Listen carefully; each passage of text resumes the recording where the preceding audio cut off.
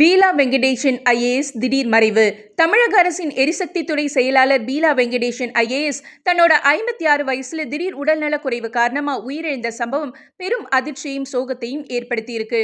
உடல்நலக் குறைவு காரணமா கடந்த 3 மாதங்களுக்கு முன்னர் சென்னை 1000 விளக்கு பகுதியில் இருக்கிற ஒரு தனியார் மருத்துவமனையில சிகிச்சை பெற்று வந்த பீலா வெங்கடேசன் ஐஏஎஸ் சிகிச்சை பலனளிக்காம காலமானார்.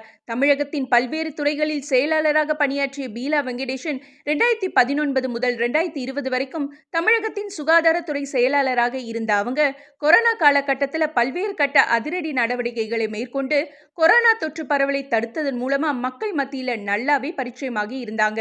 அதோடு மட்டுமல்லாம மின்வளத்துறை, இந்திய மருத்துவ மற்றும் ஹோமியோபதி துறையின் ஆணையர் உள்ளிட்ட பல்வேறு துறைகளில் சிறந்து பணியாற்றிய பீலா வெங்கடேசன் தன்னோட முன்னாள் கணவர் ராஜேஷ் தாஸை பிரிந்த பிறகு தன்னோட பெயரை பீலா வெங்கடேசன் மாற்றிக்கிட்டாங்க.